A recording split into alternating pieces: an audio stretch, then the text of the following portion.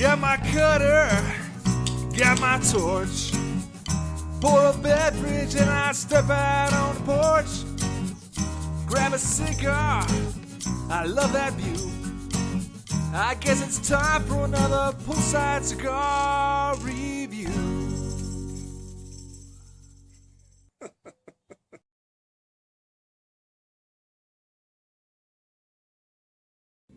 How you doing, everybody? Welcome back to another edition of Poolside Cigar Reviews with Kirk. Today I'm going to be doing a full review for my cigar of the year.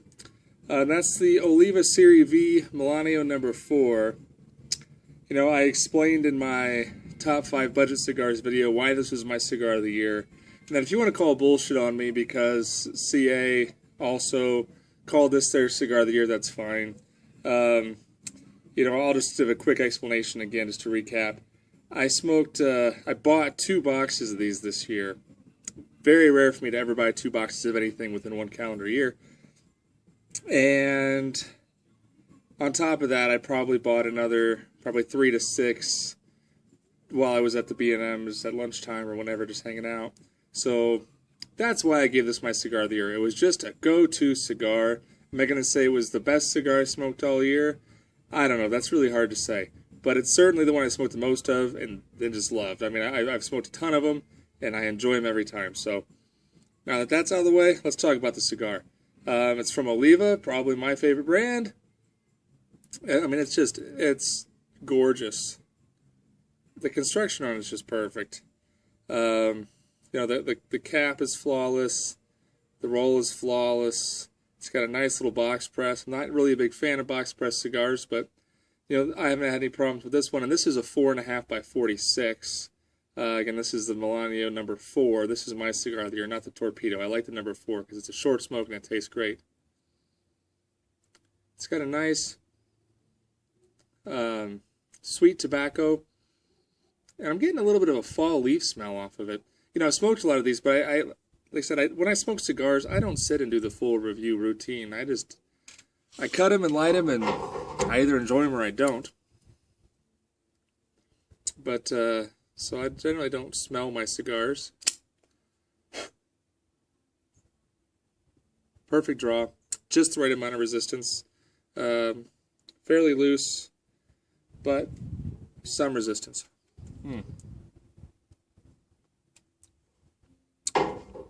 And just a slight raisiny tobacco, which is pretty much what I always get off the pre-light draw.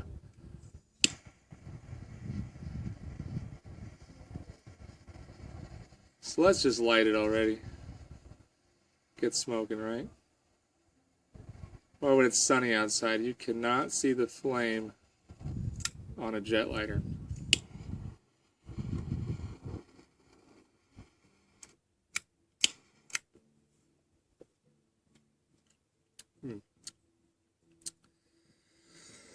One thing I love about Oliva is their consistency. You know, I might have smoked even too many of these to be able to give it a great review because, let's see, I'm getting definitely leather, wood, a little bit of cinnamon spice.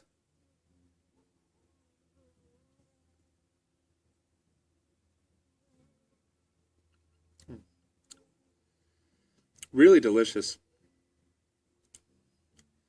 Dark toasted wood flavor. Yeah, cinnamon. Those are the flavors I'm getting right now. So stick around and I will let you in on what else this cigar has to offer. So take care, guys. I'll see you in a minute.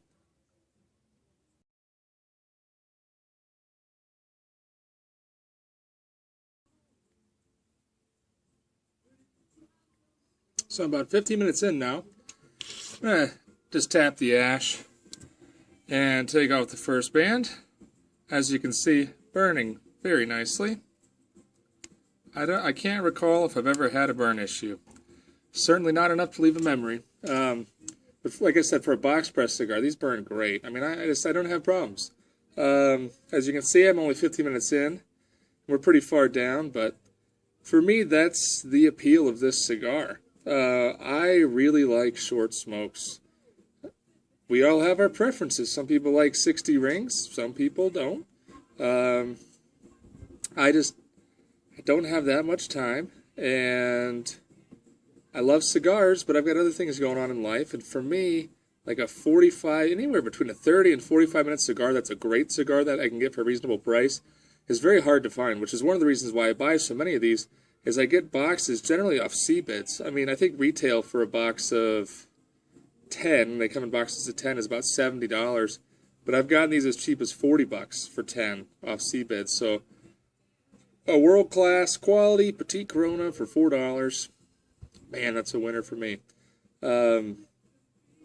You know, in this, after the first light, flavors have not changed terribly. Getting some raisin notes in there through the retrohale. You know, after the like the finish on the retrohale, I mean, you get some black pepper spice, but then you kind of do get a finish as well from a retrohale. I get like a clove spice. It's very interesting. But for the most part, I would say this is a very leathery cigar. Leather and graham cracker. You know, like leather and cinnamon graham cracker, we'll say. I like it. Big fan. So, all right, guys, I will be back, and who knows how long, and I'll let you know how this continues to develop. See you guys in a minute.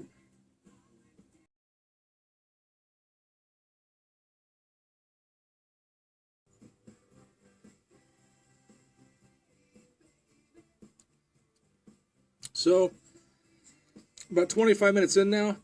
No major changes from the last update. Still a great cigar. Still a fantastic burn. Holds the ash great. When I drop my cigar, but you see that cone? That's what you want when you're smoking a cigar. That means that the stuff in the middle is burning a little bit slower, and that's what you want. Just a slow, sustained burn from the middle going to the outside. You want to have a cone about like that. That means it's constructed well, and you're smoking it correctly. So, good on both counts. Still a very leathery cigar. A little bit of cedar coming in and out now. And I don't know if you saw, but I started this beer, or this cigar, drinking just a Dos Equis lager. I had Mexican food for lunch. In Arizona, they just call it food. But I started out with the Dos Equis, and that paired fine. And then I decided to switch to a Dos Equis Azul. I featured this in a video back last summer. This comes in Dos Equis variety packs. To me, it tastes a lot like Blue Moon. It's got agave nectar in it, so it's sweet. It's really got like that wheat beer flavor to it. Yeah, like a Blue Moon. If you like Blue Moon, you'll like that. But, you know, I don't drink a lot of this because it is a little bit sweet. Only when I'm in the mood do I grab one of these. Or when I have a very creamy or leathery cigar. This is a great pairing for a Connecticut cigar that's going to be like creamy and buttery. And it also pairs great, I think, with leathery cigars. And this is a very leathery cigar. This is actually the first time that I've paired the two. And it works great. Loving it. So, just wanted to share that.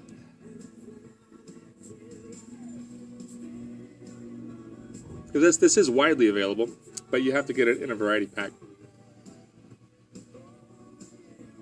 And I also learned something new today. I'm not very observant. Been drinking Dos Equis for a lot of years. And I never knew what the Dos Equis, Equis is X in Spanish, and I never knew what the 2X beer meant. But it says right there on the label, crafted in Mexico since 1897 to commemorate the arrival of the 20th century. So 2X, Roman numeral 20. Celebrating the arrival of the 20th century. The more you know.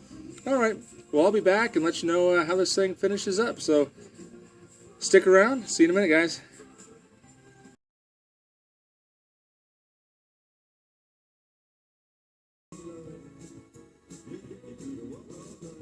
40 minutes in, nubbing it out.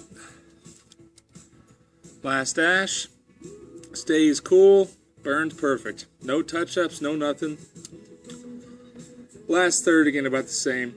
You know, a lot of Petite Coronas I've noticed, they don't have a lot of transitions. So if that's what you're looking for, Petite Corona may not be the Vitola you're looking for, always depending on the blend. But in general, that's kind of what I found. which makes sense because transitions come from how they rolled, and they tear pieces off and put them here and there. And a 4.5-inch cigar, there's just not a lot of room. That would be pretty intricate work.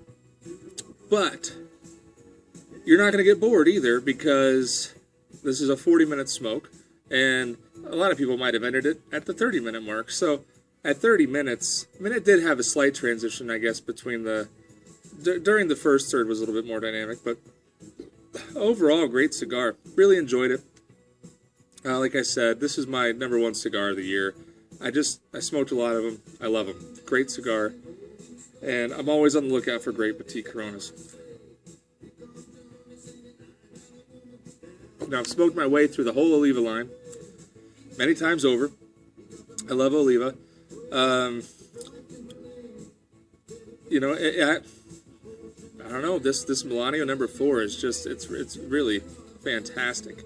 I think if I could find the regular Serie V #4, I would probably buy more of those. But these just tend to be more available, so that's why I buy these. But still a great cigar overall.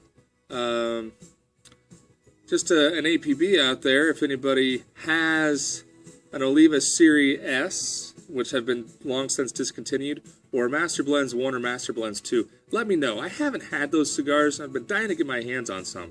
So if you have a Master Blends 1, a Master Blends 2, or a Serie S, let me know, man, because I want to get my hands on it. So anyway, thanks a lot for stopping by. I really appreciate it. Give the Melanio a try if you haven't. I don't think you'll be disappointed. It's a good medium-bodied cigar. So I'll go ahead and leave you with that. And until next time, everybody, keep your feet in the pool, a drink in your hand, and a cigar in your mouth. Take care.